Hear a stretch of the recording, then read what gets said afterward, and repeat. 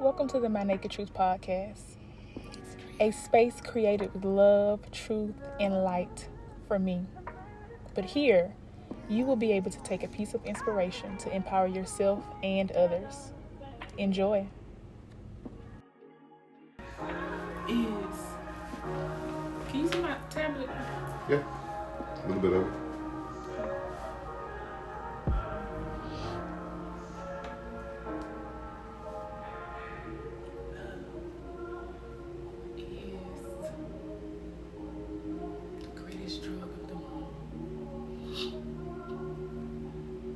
I believe you. Please say. Back. We're live. Alright, let's do it. Welcome back to episode 3 of the My Naked Truth podcast. And today, I'm going to be discussing speaking up in friendships. And I think you need to have 3 things to be able to do that. And those 3 things are, you gotta identify, you need to navigate, and then release. So with that, from my standpoint, growing up in life, having friendships, not a lot of reciprocity in friendships. But also people don't really discuss what they want their friendships to look like. They just meet a person and then become friends. But there aren't conversations where it's like, so what do you expect out of a friendship? Like, what do you stand for? What are your values, blah, blah, blah. Nobody does that with friendships. It's just a relationship built off general interest at the time. And I have said that, I want to be that person that discusses the quality of a relationship or what it's going to look like or a friendship before getting into a friendship with somebody. I need that in my life. I haven't had good experiences with friendships or relationships. It's the same. But as far as those platonic friendships, I think it's important to ask the questions what do you identify with? What are your weaknesses in friendships? What are your strengths? What could your old friends say about you that I would want to know as a friend? Friendships are very essential to who we are, and they are a reflection of who we are and where we are. So, in life, speaking up in friendships was a hard thing for me. I do know. I can acknowledge and take accountability that I suffered in friendships at some point in my life. And other times I didn't. I just had sucky friends. With that, I also think the speaking up part is the biggest, especially in disagreements. Between men and women, women don't do well with, having disagreements for friendships. Men, on the other hand, they do better. I feel like, they have a disagreement, they talk shit to each other, and then they right back friends the next day or shit within the same conversation. But for women, I guess the emotional side of us runs with the disagreement instead of having a conversation about either how do we build a bridge between us not seeing eye to eye, or agree to disagree maybe. It's important that you have those agree to disagree moments. It's important that you allow a person who is considered your friend to be able to flow freely in them discussing how they feel about something, or just articulating where they are in a space with a specific thing. Hear them out and hear them to understand their viewpoint instead of hearing them to respond from your own insecurities on the inside. And that obviously weighs over into relationships, but the friendship part of any relationship is very important. So being able to have the dialogue, to be able to work through something in a friendship is monumental. And I wish like more women would have that push to be like, it's nice to meet you, you know, the whole process of getting to know someone as a friend, and then like, hey, let's go meet and talk, you know, let's actually have those conversations, like, you know, hey, are you vocal in your friendships? Like, are you yourself? You know, do you not conform to your circle? And when I say that, I mean like every circle has something that they are known for. Like, do you conform to that? Are you your own person? Do you have your own identity in friendships? Or do you just adapt to whomever is the strongest friend or whatever the circle provides? Like, who are you in your friend circles, you know? So from my standpoint and where I have, you know, journeyed, and also from where I sit, that is something that I want to explore and go forward with as far as friendships, you know, male or female. And so, because, as I would hate to admit, friendships are a big thing to me.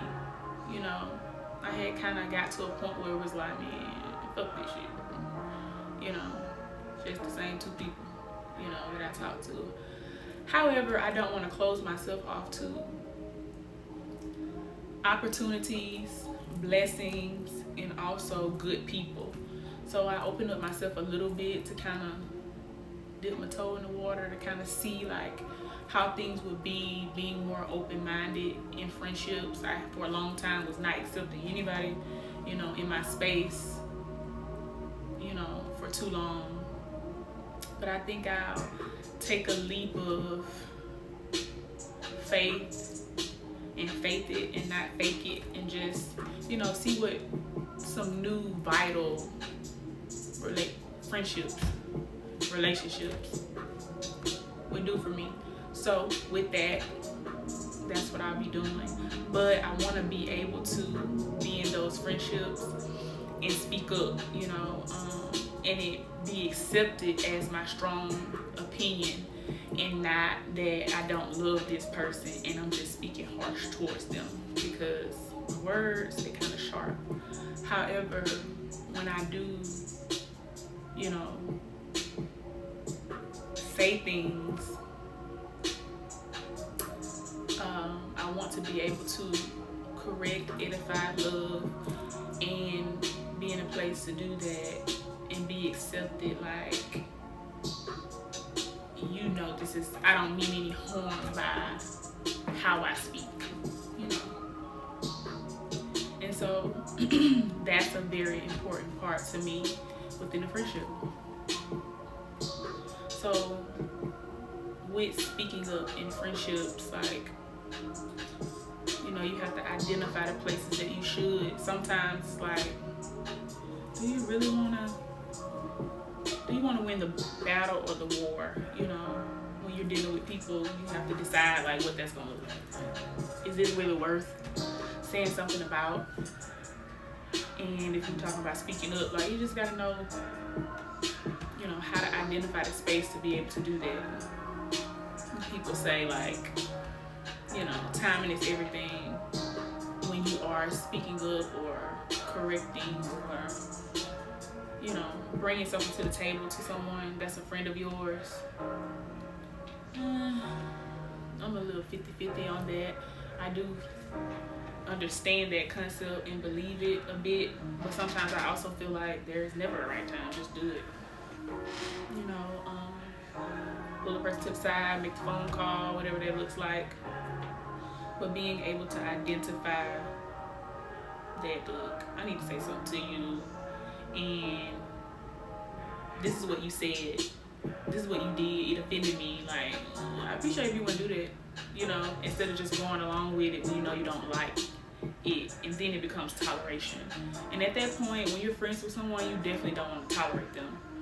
Because then it's like, what's the point? You know, you want to be able to enjoy your friends and their space and everything that comes with that. But like I've discussed this before, while I got naked and now that I'm being naked, like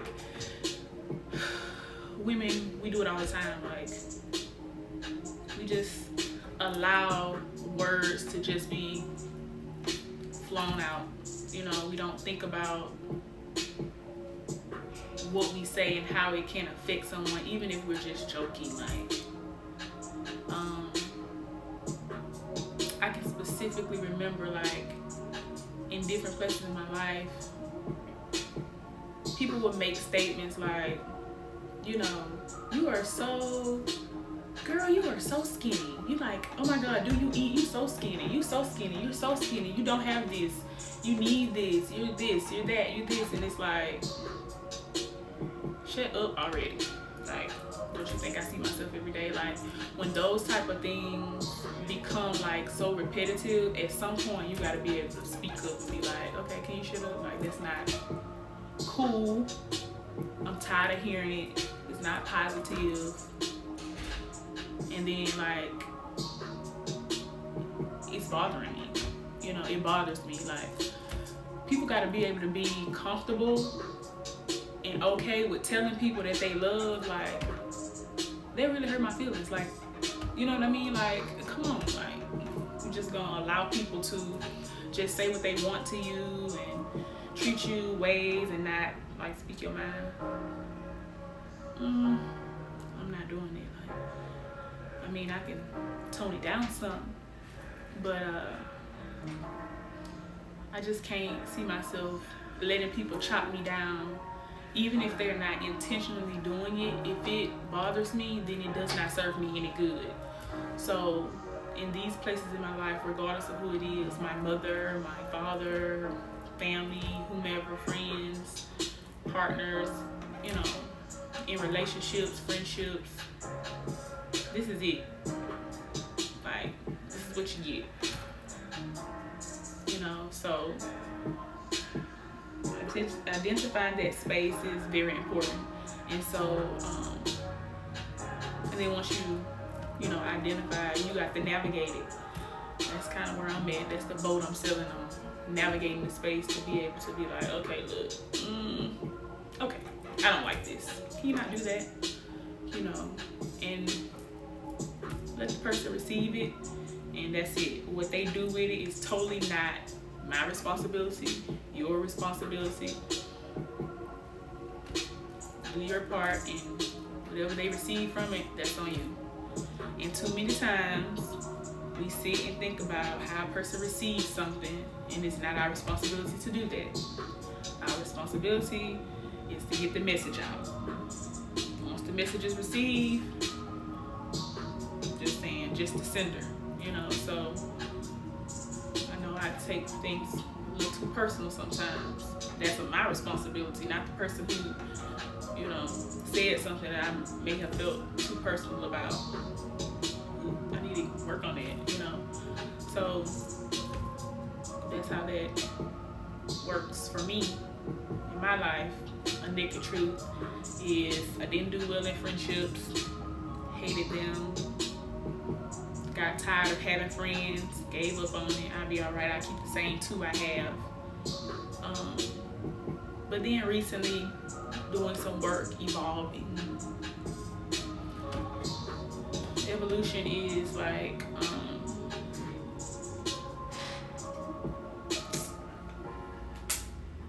how do I define my state of evolution? That's a good question. I define it as like a very sticky situation, because evolving is a great thing, right? But when you're in the process of that, it just feels like you're a metamorphosis, you know, like you're in this dark, silent place, brewing to be better, working to be better, and all of the good things, but it doesn't feel like the end result. We know the end result is growth, and you feel better, you look better, you're moving better, but until you get to that point, there's a lot of obstacles and transitions that have to be made, but that's what you gotta do. And speaking up to any relationship that I'm in, not just my friendships, is gonna be like more of a thing for me that I can like capture, and this just be part of my becoming. So, you know, identifying it and navigating it. I'm in the navigation boat, and then releasing it. Like once you have that situation that you need to speak up about for yourself in a friendship, you do it. You identify with the space, the issue, navigate it, talk to the person, bam, this is what we're doing, find a resolution or a solution, and release it. Okay, it's done, it's over, that's it. So that's my space and naked truth of speaking up in friendships.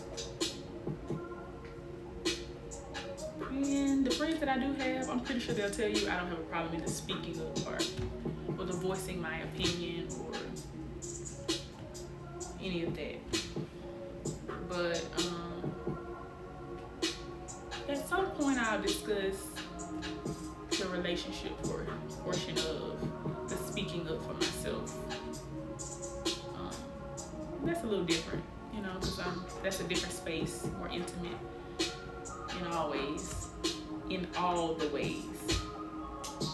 So I have a question that I'm going to answer that says, what 5 qualities must a person possess to become a close friend of yours?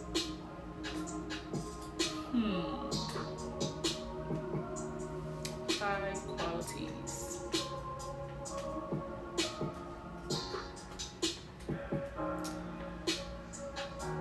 One would be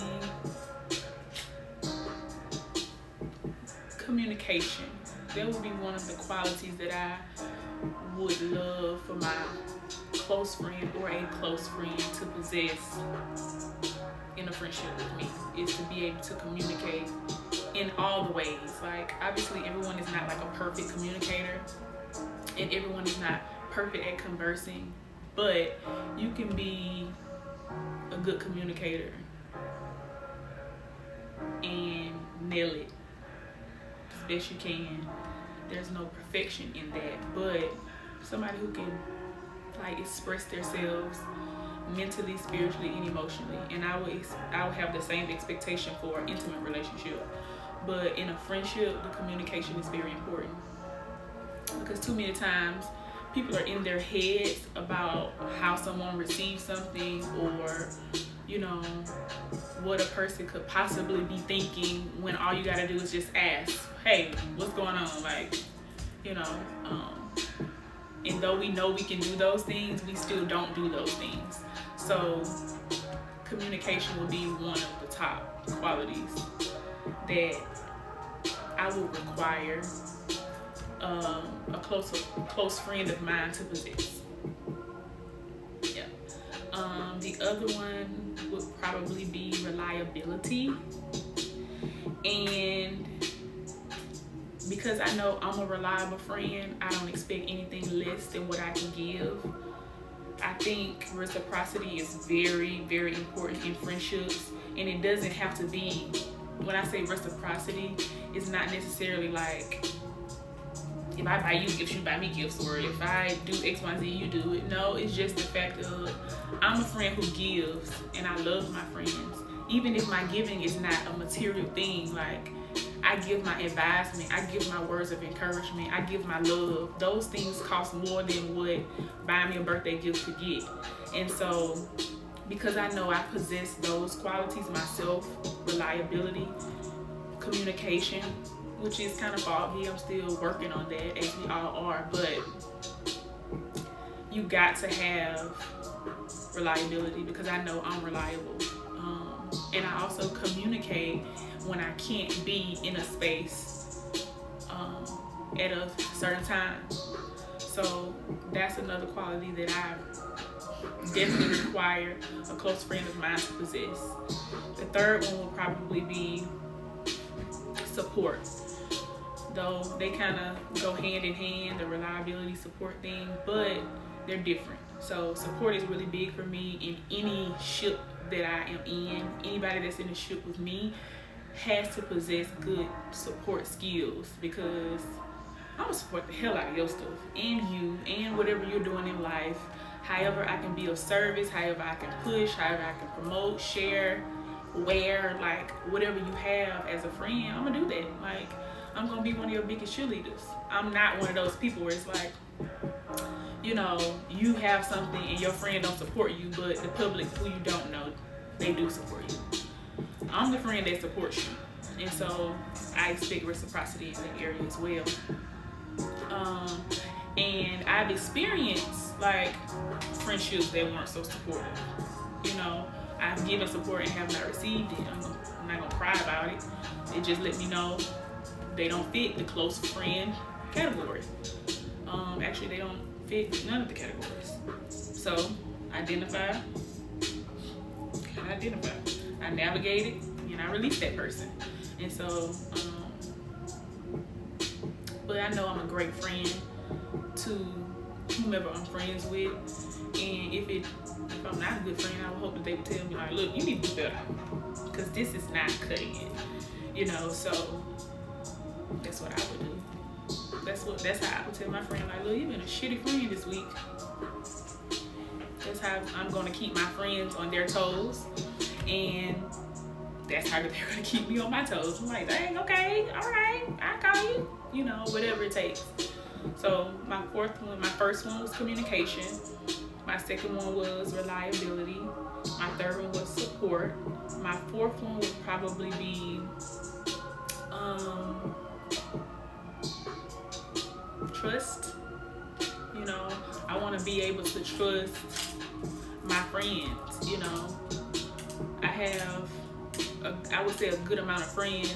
They're all over the different states, but we all have a different relationship. Like, I don't have the same relationship with each friend, and I love that about myself. Like, I'm able to give all the layers to myself that I'm digging through.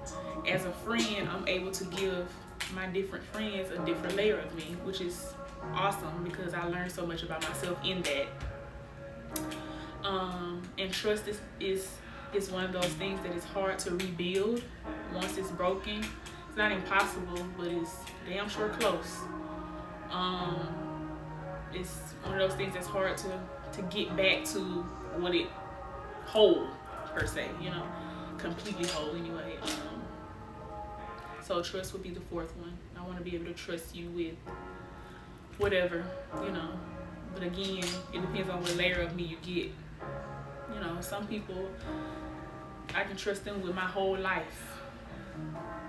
Literally, anything I've ever went through in life, I have friends like that everything in my life they know about. Every single thing in my life they know about. And then other friends, certain things. So that's the different friendships get different parts of me. And my fifth one would probably be personality. You know what I mean? Like, I'm not expecting my friend to have like the same personality I have, but because my personality is like huge, and I'm goofy, and I'm a fool, and I just do me and be me, and I like to laugh and all that good stuff, and kiki and eat. I ain't gonna miss no meal now. Anywho, I would like to, you know, that to be my fifth quality, because nothing is better than a good laugh, somebody you can have a good time with. You know, everything don't have to be serious, right? My naked truth sounds a little serious, but you know, my naked truth is not just serious. It's funny, it's goofy, it's a good time, it's wind down, it's upbeat, it's whatever your truth is at the time, you know? So it's many layers, and those those are the 5 qualities that I would say a close friend of mine should possess. So the first one was communication. The second one was reliability. Then we got support. Trust. Trust was a big one. And personality. Gotta have personality. Or be the opposite of me. You know, you can be like laid back, and I'm more outgoing. So I'm gonna bring a laugh out of you too, because I'm a character. But be open to having a good time, you know. Not so laid back that you're not interested in enjoying life. Because I'm gonna enjoy life. And I expect that my friends will join me in enjoying life for whatever that looks like for our friendship. So that's where I'm at with speaking up in friendships, and a little on speaking up in relationships, and my 5 qualities of what a close friend should possess. That's what I think would be good for me for a friendship. Thank you so much for watching the My Naked Truth podcast. Until next time.